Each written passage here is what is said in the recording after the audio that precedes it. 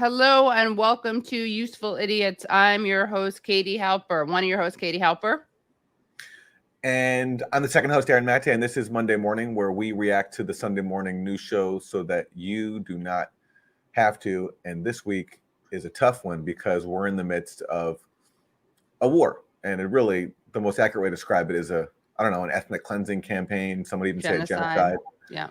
Israel is causing unbelievable, unfathomable destruction of Gaza. And we'll see how the Sunday shows cover it, but it's not pretty. Are they going to be fair and balanced? You think they're going to give the Palestinian perspective? Yeah, maybe this is the week for that. Yeah, maybe they saw us last week. And we called them out, and they are gonna cover this fairly and accordingly. And we should mention what happened with the MSNBC's Muslim American anchors who have been unceremoniously removed from their anchor chairs. That's right. Ayman Mahaldeen, Mehdi Hassan, and Ali Velshi, who are all Muslim American, were benched. They were taken off of the air because for some reason MSNBC executives decided that it wouldn't be appropriate to have Muslim anchors who are sympathetic to the Palestinian cause, who acknowledge Palestinians as human beings. It wouldn't be good to have them on the air. But I did hear that they reversed that. Oh, good. Okay. After it was pointed out that you're being like unbelievably racist and right. Like, imagine for 1 second if a network removed its only 3 Jewish anchors because of current events.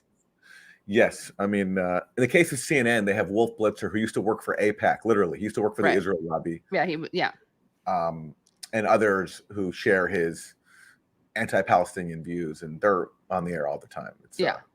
Yes. And also, just want to say, there was a Hamas attack and civilians were killed. But the difference is our government doesn't support Hamas, doesn't fund Hamas, and Hamas is not an occupying army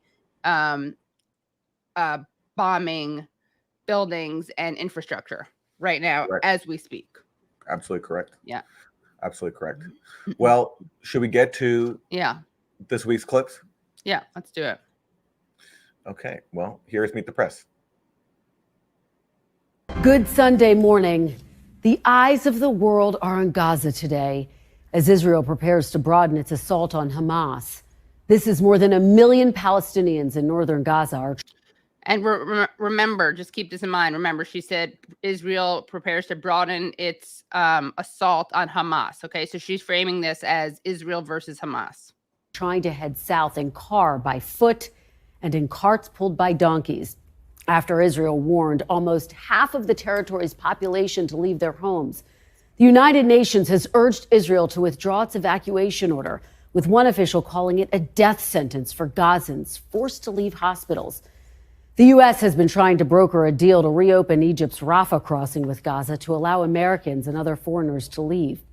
Palestinian officials say more than 2,300 people have been killed in Gaza. In Israel, more than 1,400 have been killed. The dead include 29 Americans. 15 Americans remain unaccounted for, feared to be among the more than 120 hostages Hamas is holding in Gaza. On Friday, President Biden met virtually. So she mentions that the dead include 29 Americans inside Israel. She doesn't mention that the dead also include now over 1,000 children in Gaza. And at the point when she was broadcasting this yesterday, it was at least over 720. So it's interesting what they choose to focus on. You think the death of that many children, because the majority of Gaza's residents are children. People, by the way, have never voted for Hamas. Right. That's not worth mentioning. Right. And I think over the weekend you had like entire bloodlines eliminated. Yeah. Entire families, like 45 members of a family. Yeah. Yeah.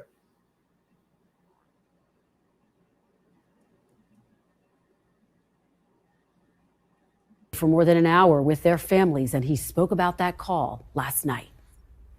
They've endured an agony of not knowing what's happened. Not the same thing, but I can tell you what it's like. It's one thing to lose someone you know you're going to lose and be there with them and hold their hands, like I was able to do with my son. It's a very other thing to get a phone call I got years ago saying there's been an accident. Your wife and daughter are dead. I'm not sure. Your boys are going to make it.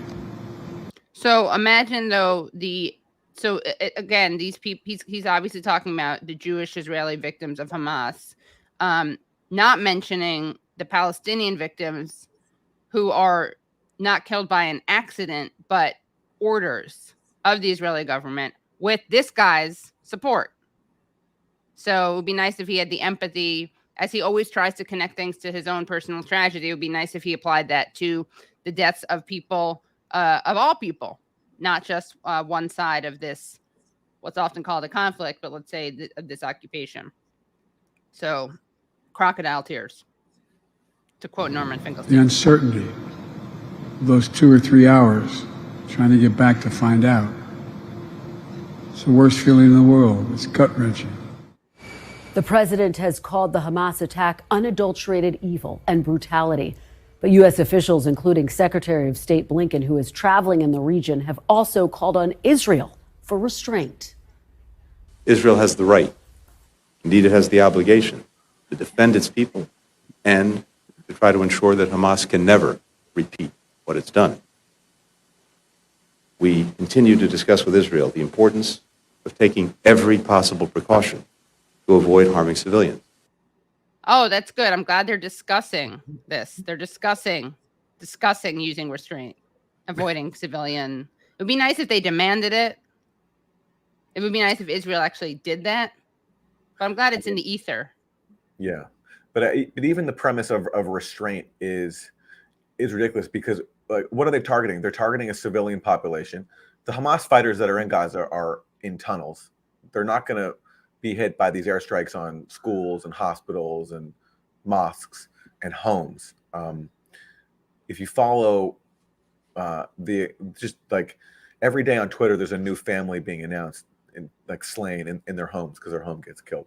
So If it's bombed. I mean, the demand should be for an immediate, not restraint, but just a total pause. Yeah, ceasefire. A complete pause. And if he wants to prevent Hamas from ever attacking Israel again, he has to address the occupation.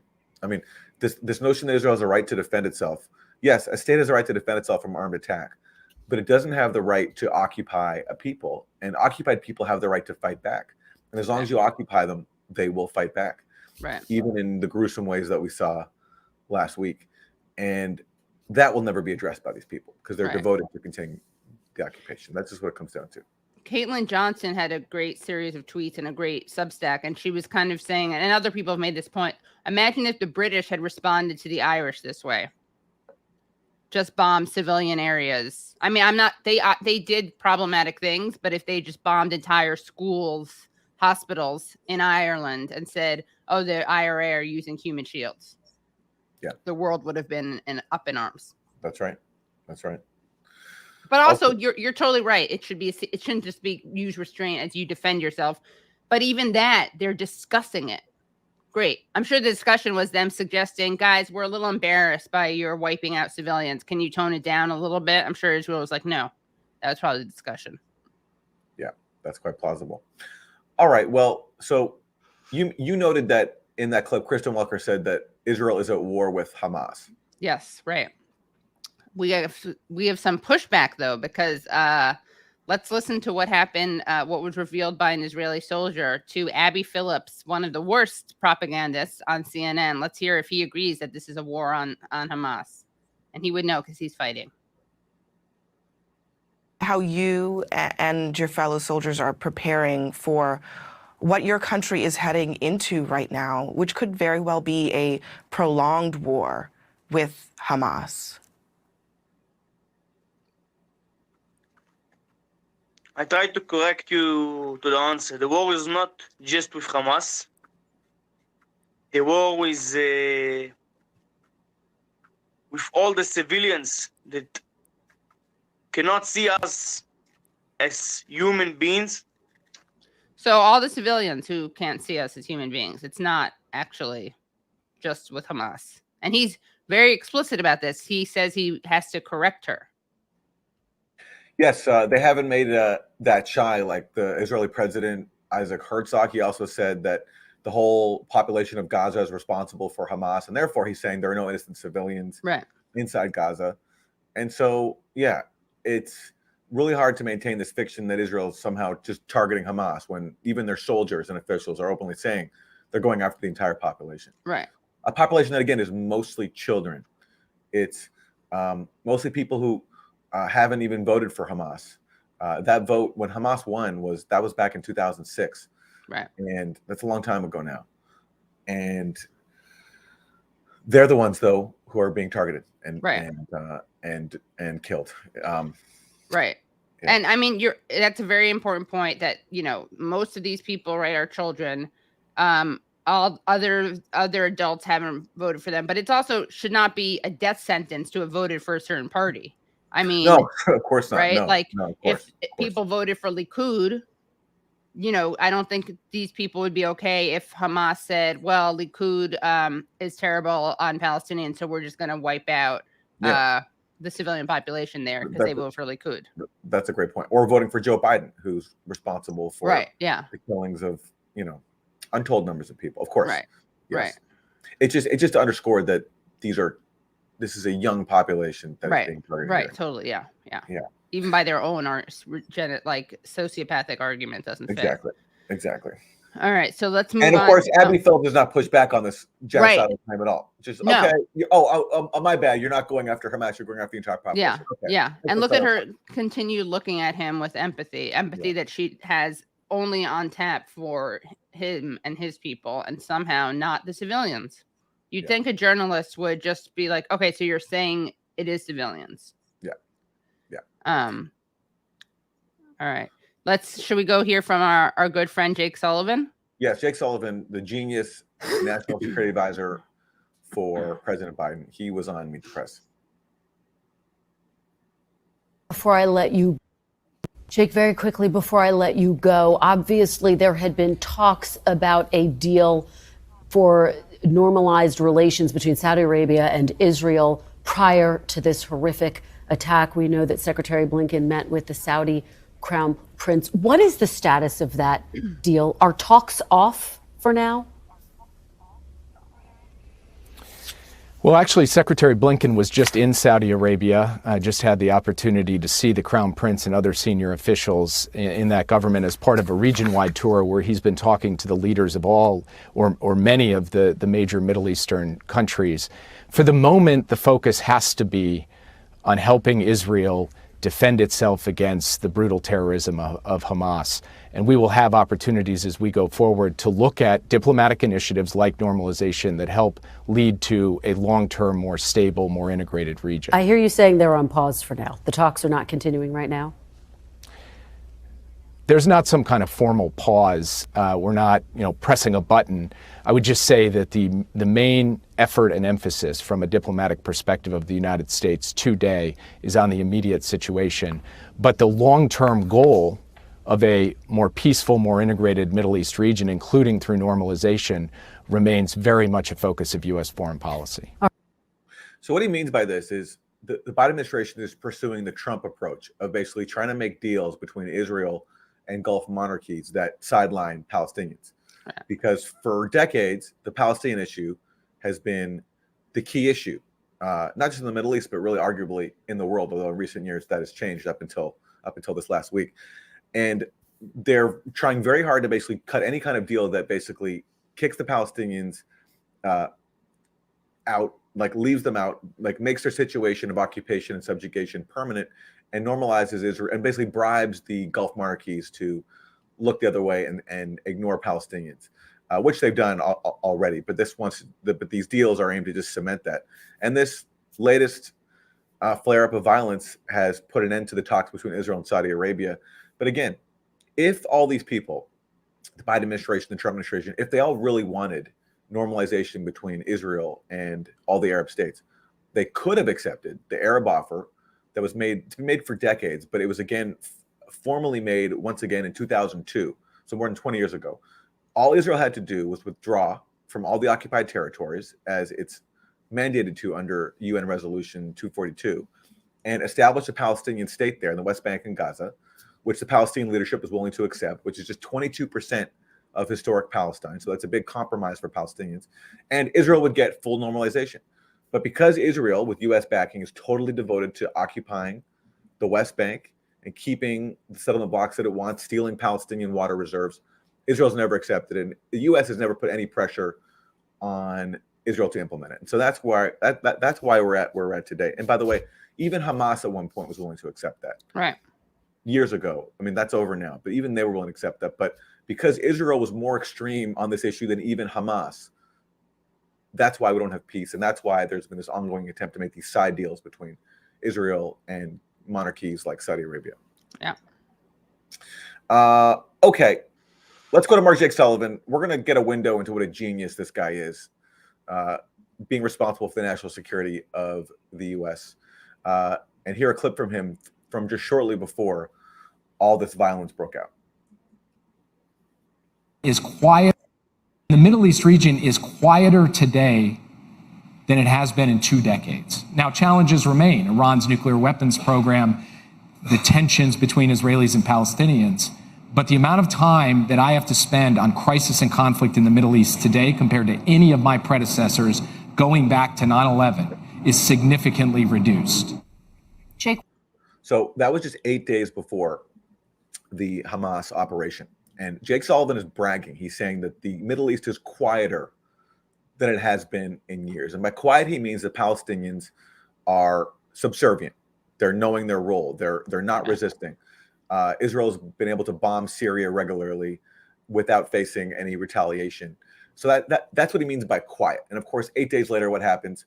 You have one of the biggest crises in the world in recent memory coming from the Middle East, because people like him were so busy trying to bury Palestinians and pretend as if they had been subdued and successfully subjugated. So that's the window into what a genius he is.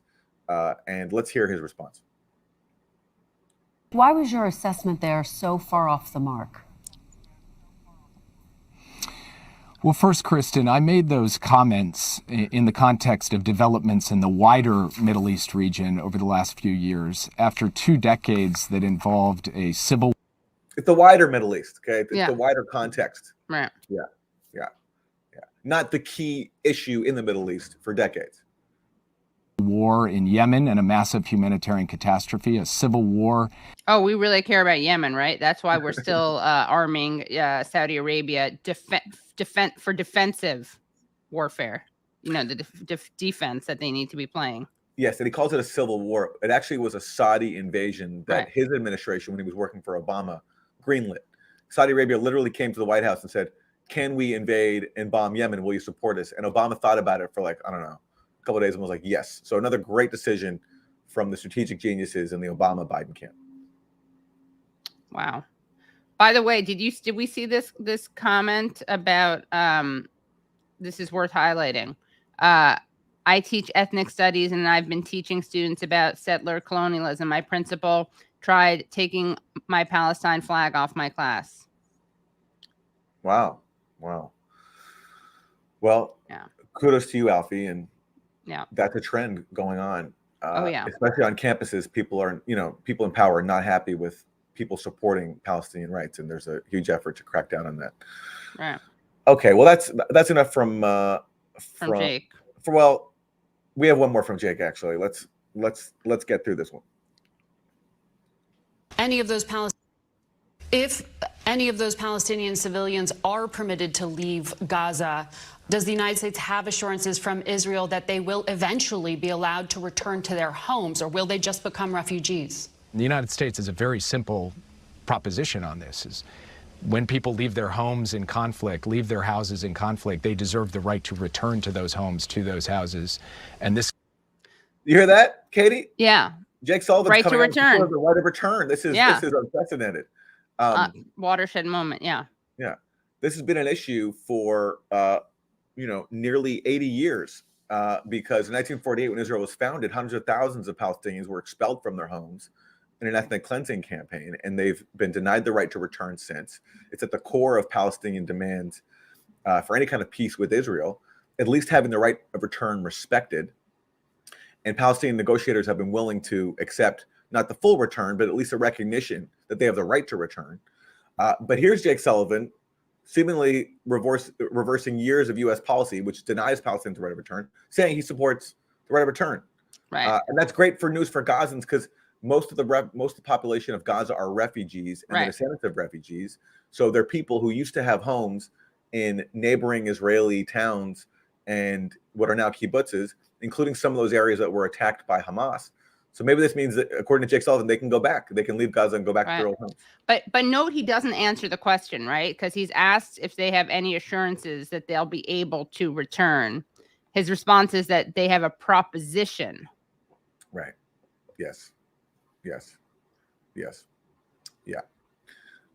Well, if only he could actually apply those that professed rights that he claims to support. Right. That would solve a lot of problems. But so his answer is no, right? His answer to the question is if there are any assurances that these people will be able to return. Yeah. No. No. The answer is no. Just a nice idea that he they have the right to supports. Yeah. They have the right to. Okay. Jake Sullivan also made the rounds to Jake Tapper, and Jake Tapper took a break from being a anti-Palestinian fanatic to actually ask Jake Tapper some somewhat decent questions. Yeah. The hostage is rescuing the hostages a priority at all? I mean, Israeli news media like Haaretz, they say it doesn't seem like it at all. And frankly, Jake, if my kids were being held hostage in Gaza, and as you know, there are Americans being held hostage in Gaza right now, I'd want you to send in the Navy SEALs. What's the conversation like in the White House? Let me just say one thing. If my kids were being held hostage, I would be not very assured by someone like Jake Sullivan working on it. He looks literally not asleep at the wheel, but dead at the wheel. But also, look at those eyes. And also, this is not what I meant by claiming that Jake Tapper asked a good question. I think they come later in this clip. But also, think of how insane that statement is. If your child was kidnapped, was a hostage, what would you want? You'd want hostage negotiations. Right. Because both camps have hostages. Hamas has these more than 100 Israeli hostages. Israel has thousands of Palestinian hostages that it's imprisoned in its prisons for years and years and years, and there have been successful prison swaps before. Right. Previously, the Israeli soldier Gilad Shalit was swapped for hundreds of Palestinian prisoners in a deal between Israel and Hamas. So there's a precedent there. If your child is being held by Hamas, then you'd want obviously negotiations, and not a insane military raid by U.S. Special Forces into Gaza that would get everybody killed. Is he nuts?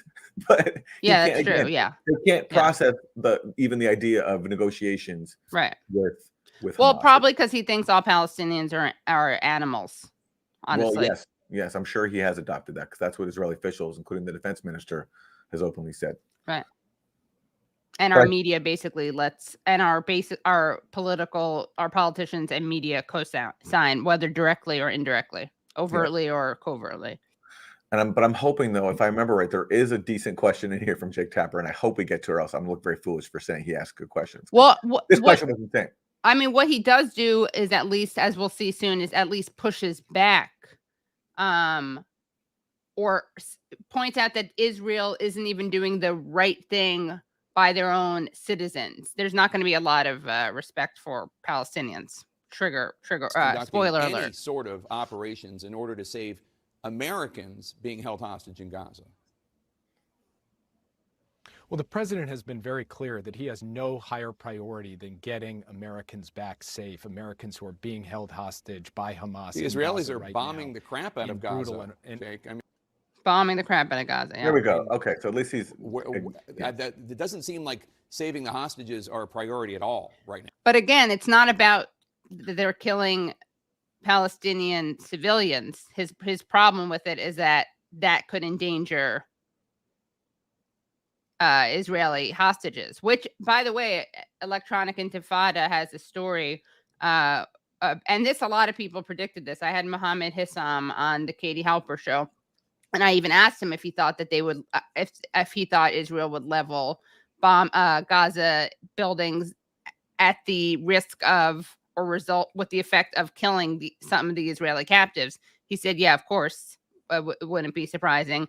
And according to, this is just one thing that we know, according to one of the survivors of a Hamas's kibbutz attack, Israeli forces shot their own civilians. And I'm sure it's happening more than that. That's just one person. That's just one witness account.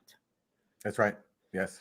That was on Israeli state radio, where a woman who was taken hostage said that actually some hostages were killed in crossfire between Israel and Hamas. Okay, let's move on to the next Jake Sullivan clip, because we have one more from him, because, you know, unfortunately, this is not just now a Israeli assault on Gaza. There is the threat of a wider regional escalation, including with Iran, as many U.S. politicians seem to want, because they blame Iran for all this somehow. And let's hear Jake Sullivan asked about that. Right. The United States deployed a second aircraft carrier to the eastern Mediterranean. I'm wondering if you have new intelligence that shows that the threat from Iran is growing. We don't have some specific new intelligence that the threat is different today from yesterday. The threat yesterday was real. The threat today is real. There is a risk of an escalation of this conflict, the opening of a second front in the north, and of course of Iran's involvement. That is a risk, and that's a risk that we have been mindful of since the start. It's why the president moved so rapidly and decisively to get an aircraft carrier into the eastern Mediterranean, to get aircraft into the Gulf, because he wants to send a very clear message of deterrence to. Is everyone out there feeling assured that Biden sent 2 aircraft carriers into the Gulf? Yeah, I could sleep at night. Yes. How reassuring. Yeah. How reassuring. This is great. Again, the idea of diplomacy with all these states, with Hamas, that doesn't enter the equation. It's all just military might. And I don't know, what are these aircraft carriers even going to do if there is a war? You know, I don't think these people are thinking anything through. It's like, at least under the Bush administration, you had the same neocon policy, but at least in Congress, there were some people who were trying to lead some kind of opposition. Now you have a handful of Congress members like Rashid Khalidi calling for a ceasefire, but otherwise, it's just neocon city. Yeah, but you know what a ceasefire is, according to the Biden administration, according to Karine Jean-Pierre? Repugnant and disgraceful. Repugnant and disgraceful, yeah. Okay, well, someone who agrees with Karine Jean-Pierre is the always reliable Lindsey Graham. Oh, yeah. Who I think is pretty giddy at the prospect of a conflict. Of course. About Iran, Senator. The broader region, of course. You said this week that the only way to keep the war from escalating is to hold Iran accountable, part of what you're talking about now, and that it might mean bombing their oil refineries. Yeah. Have you had any discussion? So just to summarize this thesis, the only way to keep war from escalating is to escalate it by bombing Iran's oil refineries. That sounds like a very good plan to de-escalate. Yeah. Yes. Questions with the Biden administration about this? A bit. I want to applaud President Biden for his strong statement in support of Israel. I just got off the phone to the Israelis. Their goal is to destroy Hamas in the south and try to save as many innocent Palestinians as possible, to prevent escalation north from Hezbollah. Here's my message. If Hezbollah, which is a proxy of Iran, launches a massive attack on Israel, I will consider that a threat to the state of Israel, existential in nature. I will introduce a resolution in the United States Senate to allow military action by the United States in conjunction with Israel to knock Iran out of the oil business. Iran, if you escalate this war, we're coming for you. Are you effectively poised to declare war on Iran? That's very strong language. I am poised. So he's threatening escalation against Iran. But then he says to Iran, if you escalate, we're coming for you, after he's already threatened to come for Iran anyway. Right. This guy. Yeah. Well, it's interesting because he also says he's going to knock Iran out of the oil business, which, by the way, would probably skyrocket the price of oil and mess up the U.S. economy. But that's neither here nor there for him. No, yeah. I mean, he doesn't care about things like that. No. He just wants war. But let's hear the rest of his answer. To use military force to destroy the source of funding for Hamas and Hezbollah. The idea that Iran read about this operation in the paper or on television is laughable. 93% of Hezbollah and Hamas's money comes from Iran. They're the source of the problem. They're the great evil. So if Hezbollah escalates against Israel, it will be because Iran told them to. Then Iran, you're in the crosshairs of the United States and Israel. You know, I don't know where he's getting this figure from of where the funding comes from.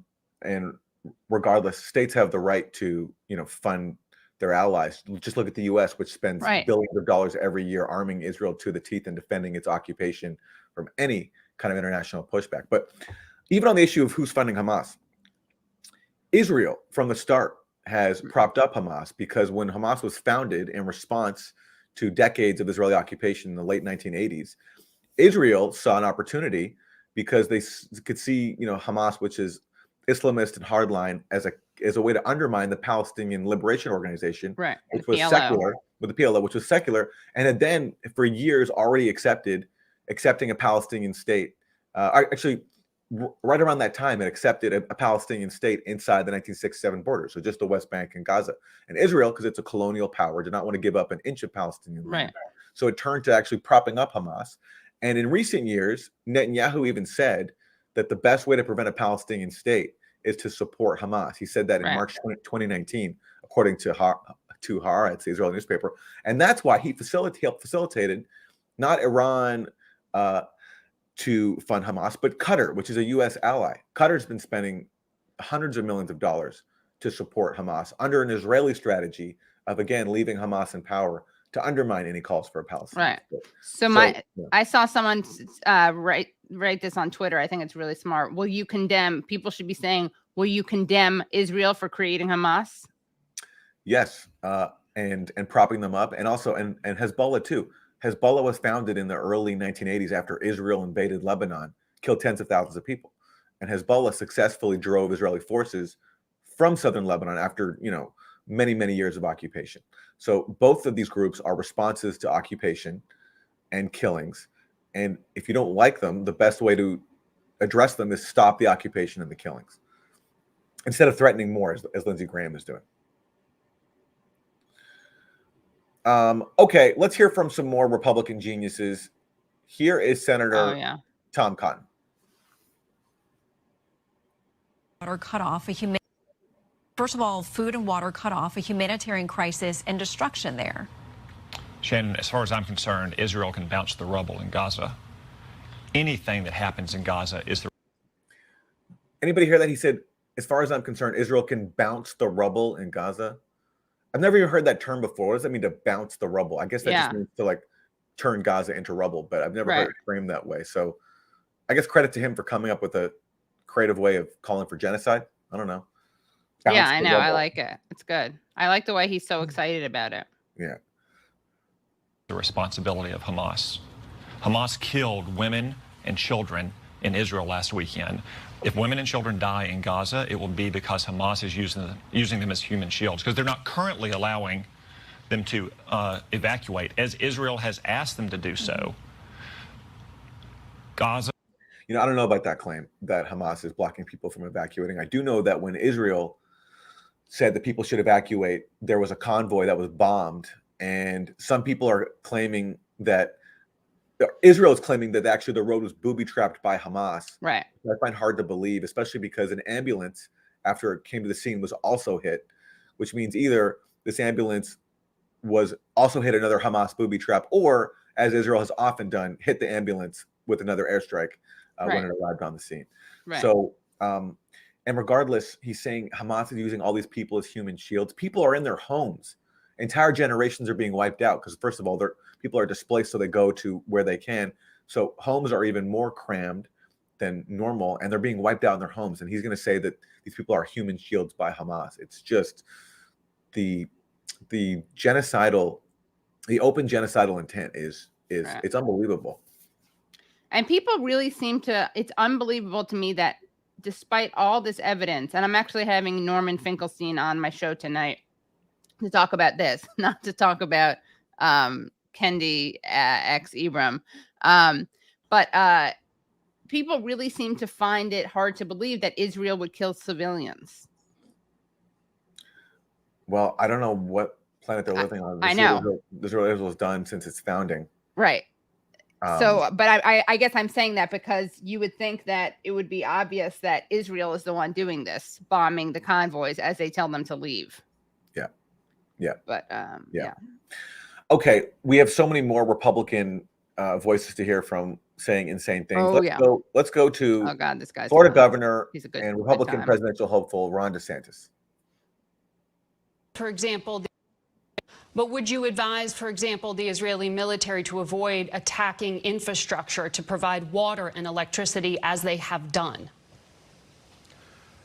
Well, Margaret, the Hamas is holding people hostage still.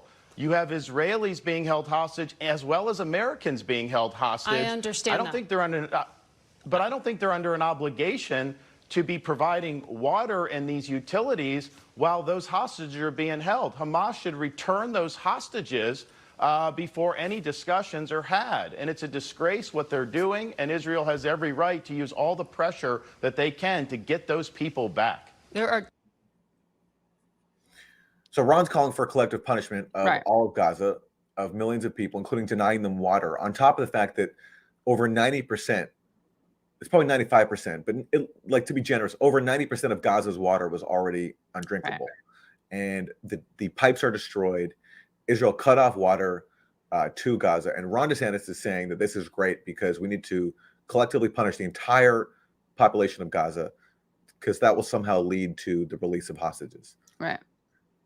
I have a feeling he wouldn't be, well, who knows? But again, if you imagine like the IRA having hostages, I don't think he'd be okay with the English collectively punishing all of Ireland. It's a great point. Let's get back to Ron. Yeah. 2.3 million people living this in is Gaza. Actually kind of impressive. Like, you know, she's often not the most, I'd say, principled anchor, but even Margaret seems to be disgusted by this. 2.3 million people living in Gaza. Collective punishment is something you support? It's not.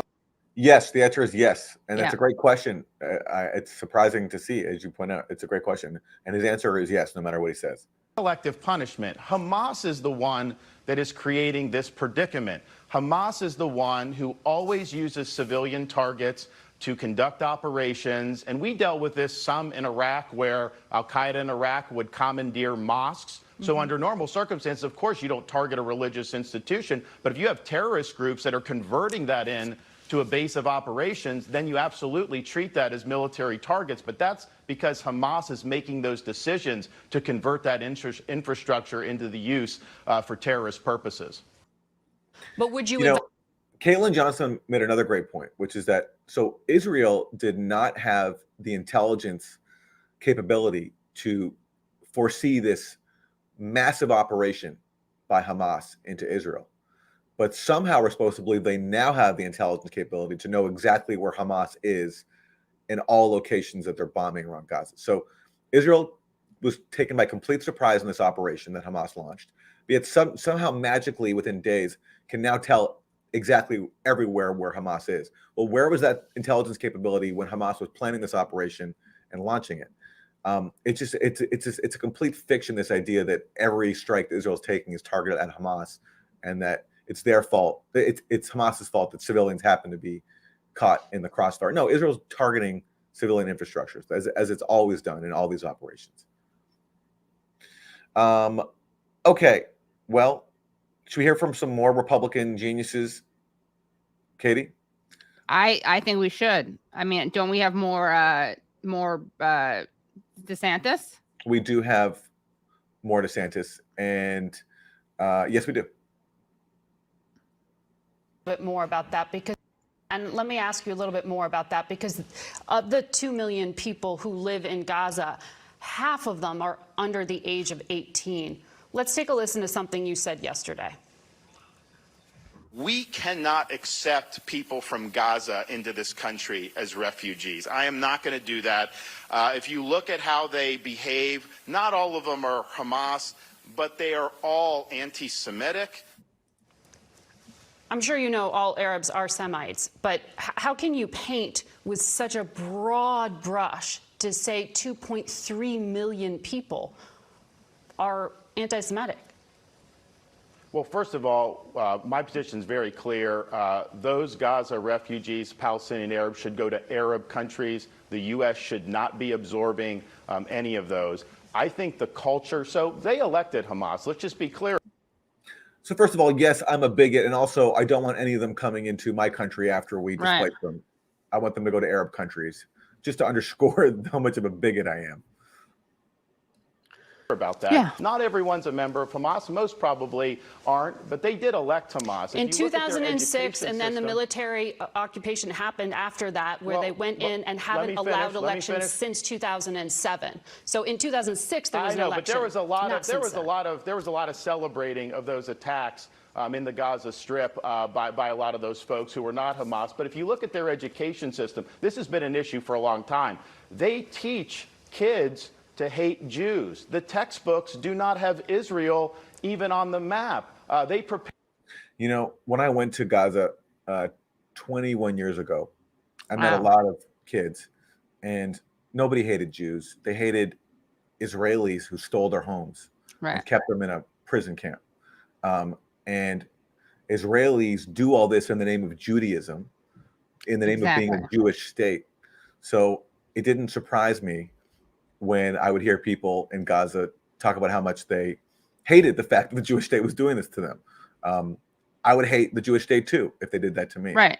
And it's ironically the people who link and conflate Judaism or Jewishness with Zionism. There are two groups.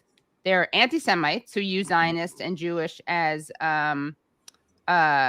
interchangeably, and then there are people like AIPAC and ADL.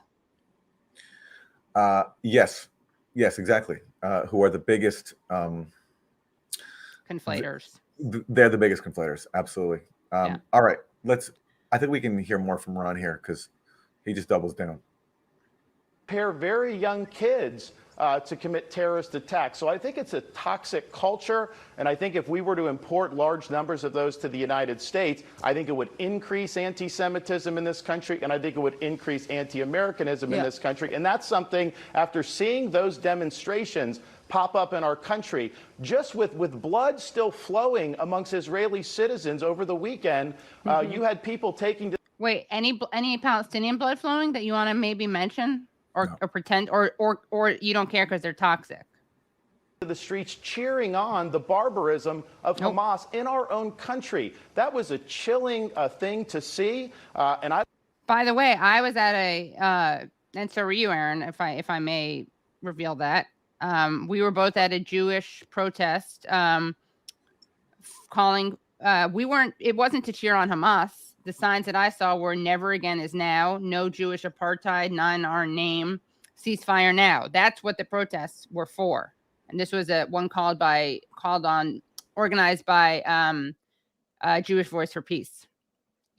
And look, I mean, he's condemning people for celebrating barbarism when meanwhile on corporate TV every single day, people like him are openly cheering on barbarism, as he's just exemplified by calling for cutting off water to millions of people in Gaza. That's the barbarism that is on display in the U.S. right now. That's the barbarism that is the most dangerous, and that's the barbarism that he's taking part in. Yeah, I mean, there's just so much there, but it's just, listen, we have more hits from Republicans. We're going to skip the next clip and go on to the Congressmember Joe Wilson. He's a Republican of South Carolina, and he has some insight into what he thinks is behind the Hamas operation against Israel. Hamas, Hezbollah, Hamas truly is Iran. It is Raisi. They do believe in death to Israel. They are working on that now, killing all Jewish people, not just the people of Israel, and death to America. And then sadly, we can see the collusion and approval by war criminal Putin. Hamas has sent its emissaries there in March. They had emissaries there in September. They actually conducted the invasion on Putin's birthday. There's such collusion of the dictators around the world, and we need to be prepared to stop it. Guys, on Putin's birthday, that's how coordinated this attack is. And you know what? Call me a 10-7 truther. But I believe that's Yeah. what happened. Well, we finally found the real Putin collusion. It wasn't with Trump, after all. It was with Putin and Hamas. As a birthday gift to Putin, they launched this operation against Israel, this deadly assault, and I guess sent Putin birthday greetings alongside this attack. I guess that's what we're supposed to believe, according to member of Congress Joe Wilson. Who's, by the way, the one who, a little flashback, he's the one who interrupted one of Obama's State of the Union addresses and said, "You lied." That's right. That's right. Yeah. That's right. Well, and by the way, yeah. No, And by the way, even him claiming that Iran wants death to all the Jews. I mentioned earlier that there was the 2002 Arab League peace offer to Israel, full normalization. All you have to do is withdraw your forces and settlements from the occupied territories, create a Palestinian state there, have a just resolution to the refugee issue, and we'll recognize you. And all the Arab states endorsed that, and so did Iran. Iran officially endorsed that a few years later. So this idea that Iran wants to wipe Israel off of the map, again, Iran signed on to the two-state solution, which everybody, including the U.S. and Israel, claimed to support. But in reality, Israel refuses to allow because it wants to keep occupying the West Bank. So that's just like, no matter how many times you can try to cite the fact that some protesters chant death to America, death to Israel, the fact is their governments have accepted the international peace plan that Israel and the U.S. claim to support, but in practice always undermine.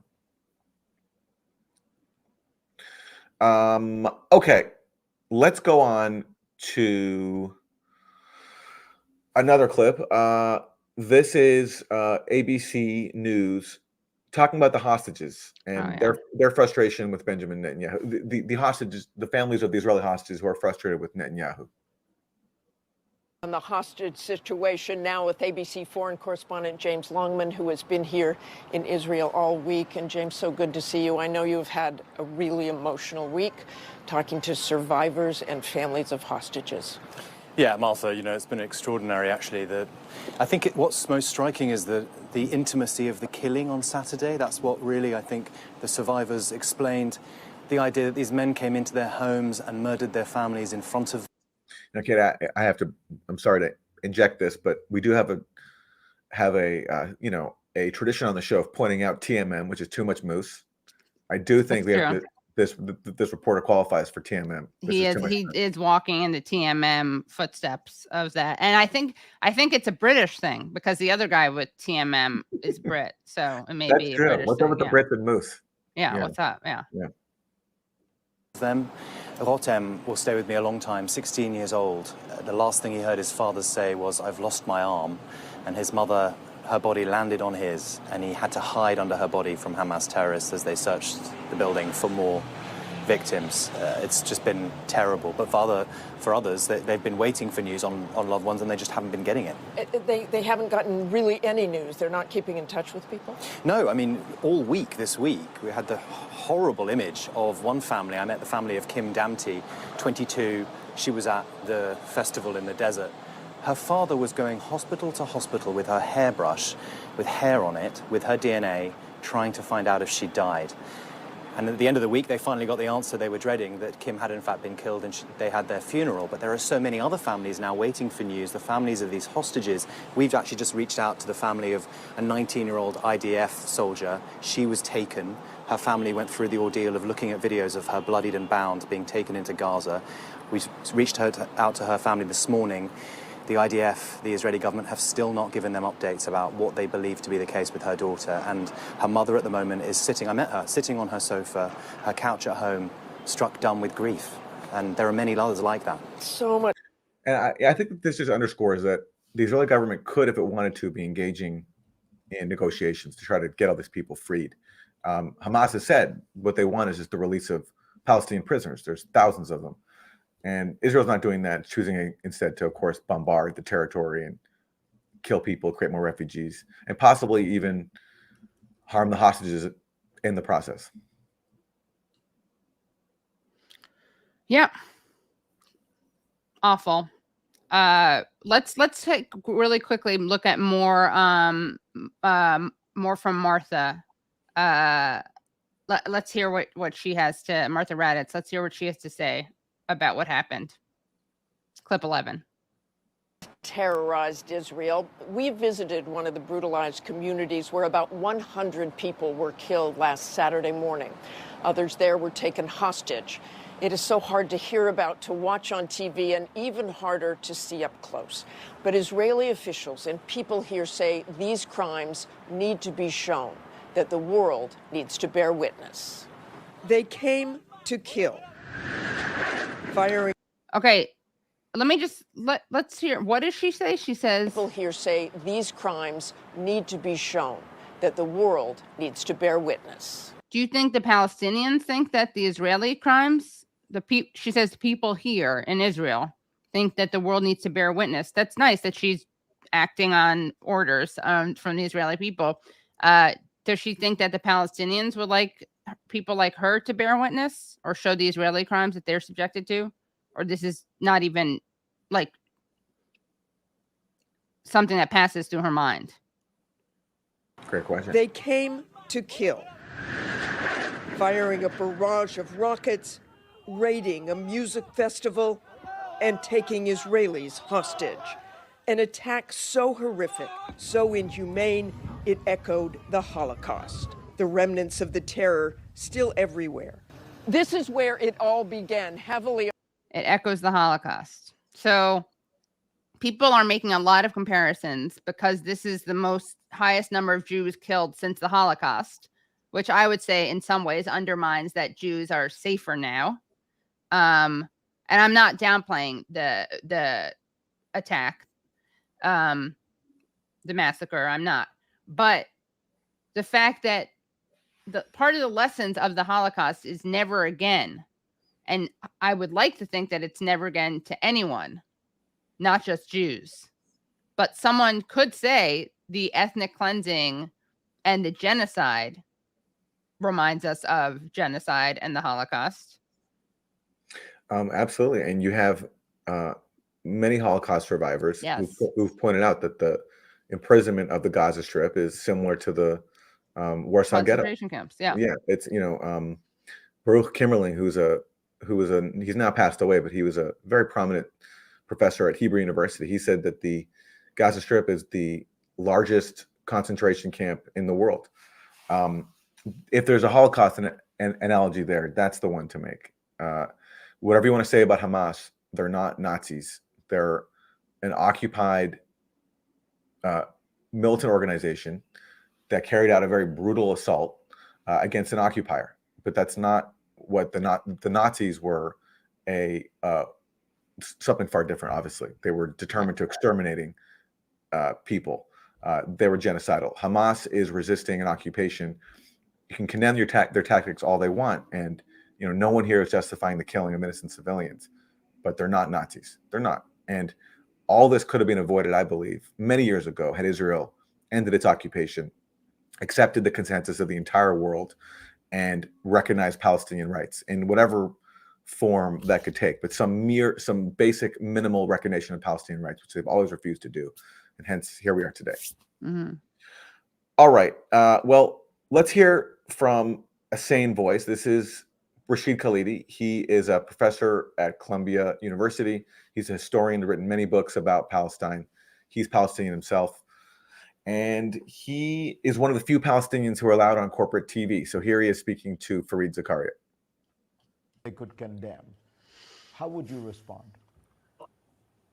I think the utter hypocrisy of the West in ignoring indiscriminate killing of infinitely larger numbers of Palestinians, 4,000 of them, mostly civilians, killed in Gaza since 2006 by aerial bombardment from Israel, has desensitized people. They feel that there's a complete lack of attention to Arab humanity. So far, 2,300 Palestinians have been killed, most of them civilians. And we see very little of the kind of moral condemnation that the killing of hundreds and hundreds of Israeli civilians has provoked. So I think that the reaction is partly a reaction to that, and partly a reaction to the fact that no political horizon has been offered to the Palestinians for decades. They're basically told, you will be subjugated, you will be second-class citizens, if that, you will be dispossessed, we will take your land at will. And the United States has basically not just supported, but financed and armed that process. So people in the Arab world, when they see no political horizon, are willing to turn to Hamas, willing to turn to acts that in normal times people would consider horrific. But they see the horrific toll that has been inflicted on Gaza by siege, 16, 17 years, by periodic bombardments, killing hundreds and hundreds of innocent civilians. And I think they say, well, humanity is humanity. If you want us to condemn the killing of civilians in Israel, what about the killing of civilians in Gaza and elsewhere in the occupied territories? But surely the right response, Rashid, would be to condemn the killing of civilians in Israel and in Gaza. In other words, not to be indifferent to both. I don't think people are indifferent to both. I don't think that's the issue. I think that they feel that these demands for condemnation of the horrific terrorist massacres by whoever it may be, Hamas in this case, are never matched by demands of Israeli spokesmen, of Israeli politicians, of Israeli academics for condemnation of the horrific terrorist massacre of, in this case, 720-something children in the last 6 days in the Gaza Strip. If this is horrific and terrorist, that is horrific and terrorist. I abhor the idea of the killing of civilians. But civilians are civilians. Children are children. Jewish children are not more important than Arab children. Jewish civilians, Israeli civilians are not more important. But that's the way the West is treating this, unfortunately. And that hypocrisy, unfortunately, undermines this whole argument. Let me ask you about the question of the political option, because this is, there's so much heat around this that I want your take. It is all true, not the Netanyahu government, I will grant you, but two prior governments, the Omer government and Ehud Barak, did try to make what I think was a serious offer of a Palestinian state. And in both cases, the Palestinians essentially walked away. Abbas, from what we can tell, never responded to Omer, and Arafat essentially launched an intifada. So isn't it fair to say that the efforts by different Israeli governments than this one, not Netanyahu's, were not met by Palestinians in a productive way? I want to answer this one before we hear from Rashid Khalidi, because I really care about this issue a lot, because I followed it very closely, this issue of Israel offering Palestinians these generous peace deals and Palestinians turning away. That's the narrative we hear over and over and over. It's been used to constantly justify every Israeli act of violence. And it's completely false. So he mentions two Israeli peace offers to Palestine. The first one was by Ehud Barak in July 2000 to Yasser Arafat at Camp David, brokered by Bill Clinton. And Fareed Zakaria says that Arafat, instead of accepting this generous peace offer, launched an intifada against Israel.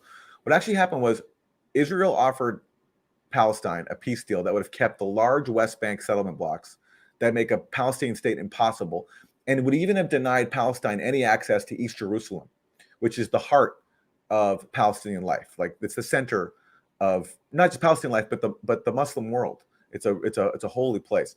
And Israel was basically, its offer to Palestine then was, we'll let you have a capital you can call Jerusalem, but it's actually not going to be the real Jerusalem. It's going to be like a suburb of Jerusalem. So no Palestinian leader, even a corrupt one like Arafat, who was willing to make any kind of deal, could accept that. It just could not happen at all. So so that was the peace deal that was offered to Palestine in July 2000 at Camp David. And that's why one of the chief negotiators of Israel at Camp David, his name is Shlomo Ben-Ami, he was the Israeli foreign minister. He said in a debate with Norman Finkelstein on Democracy Now! Years later, he said, if I were Palestinian, I would have rejected Camp David as well. And the same goes for follow-up Israeli peace offers. The follow-up Israeli offers got a little bit better, but we're based on the same principle of keeping the West Bank settlement blocks that really cut into a Palestinian state, make it very difficult. And also, by the way, Palestinians were never even shown maps. They weren't allowed to study maps of what their future Palestinian state would look like. And Ehud Olmert, the closest that they got to giving Palestine a map was a sketch that Ehud Olmert made and gave to Abbas. A sketch, like by hand. On the back of a napkin. Yeah, exactly. With not a real map. Anyway, so that's my answer. That's my long answer to that. But let's hear Rashid Khalidi, what he says. Well, I can't, in the 2 minutes that we're going to have, I can't go into the details. Luckily, Aaron was there to do it. None of the Israeli proposals, nor from Rabin, nor from Olmert, nor from Barak, involved complete Palestinian sovereignty and independence. None of them involved end to occupation. None of them involved an end to settlements. You can't have a Palestinian state with hundreds of thousands of Israelis settled there. You cannot have a Palestinian state if you don't control your borders. In other words, what was on offer was never anywhere near the minimum of what is required for a just, equitable two-state solution. That was never on offer in any of these Israeli offers, however far they went. I could go into detail if you want, but I think that's the problem. And the last thing I'll say is these things were quite a while ago. We've been 10 or 15 years without anything of this sort being offered by anybody. I want to ask you about your family in Gaza. All right, well, that's a good way to leave it. That's a good debunking of such a prevalent talking point that's used to justify more violence. And you need to paint your foes, the people you're killing, as these like, stubborn, implacable opponents who refuse any kind of reasonable accommodation. That's the reason behind the narrative, is to basically justify violence against them, because by falsely claiming they would never accept peace with you. Palestinians would never accept a coexist with Israel. That's why we have to fight them. It's not true. It's not true at all. Israel has never offered anything that approaches minimal Palestinian rights. And I think that's a major reason why we're in what we're in today. Yeah. I just want to, that's our last clip, right? Yeah. I believe. I just want to add one more thing, because I mentioned the Martha Raddatz comparison to the Holocaust, and I found this very moving. There is an article in Jewish Currents, and it's called "We Cannot Cross Until We Carry Each Other." The editors-in-chief of Jewish Currents on recommitting to our movements in this moment. And one of the lines from this article is, Jews share memes about the highest number of Jewish casualties since the Holocaust, not bothering to ask who right now is being ethnically cleansed or how many massacres of this size Gaza has seen in the last dozen years. That's right. Yeah. It's a great point. Yeah. And no, someone in the comments is like, massacres, stop it. I'm not going to stop it. It was a massacre. The point is that there are massacres that Palestinians had visited on them frequently, and that what's happening now is ethnic cleansing and genocide. Also, just quickly, because I think we should do this, I want to just thank everyone who's given a super chat. Also, thank you guys if you've liked it, because please do like it, because we really want to get this out there. This is not just, my usual haranguing for likes, but it helps the algorithm, and I think everyone can agree this is an important thing to watch. Thank you, Jay Core. Thank you, Medea. Benin, hi. I met Katie randomly walking home in Brooklyn a few weeks ago. She's just as delightful in person as she is on our show. I greatly appreciate both of your work. I look forward to Aaron's book. Cheers. This I thought was worth reading. First I'll do this one. Voices like yours are so important, especially at this moment. I miss the 90s. Love you both, Katie and Aaron. I missed the 90s too. It was a great time. Yeah, it was. I wonder if there is a constructive way to get your points across. Is there a way to deliver historic facts without provocatively poking the bear with deadpan sarcasm? Wishing you and Katie safety in these troubling times.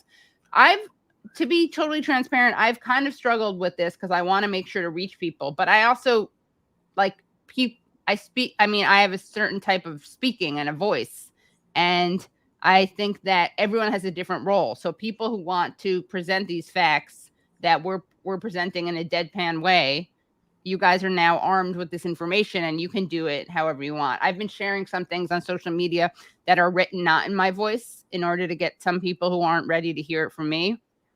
But yeah, ultimately, we have to reach people, but we all have different roles and different lanes. Yeah. Yeah. Anyway, we always appreciate the feedback, so thank you for that. Yeah. Okay. Well, I think that's going to wrap it up. UsefulIdiotspodcast.com to support the show and get bonus content. And Katie, on the Katie Halper show tonight, you're going to have on Norman Finkelstein. Yeah, 7 p.m. Norman Finkelstein. So youtube.com/the Katie Halper show. Don't forget to go there. Also, we do these things now Tuesdays. We've opened it up to not just subscribers. Tuesdays we have a chat on Substack where you can come and chat with us.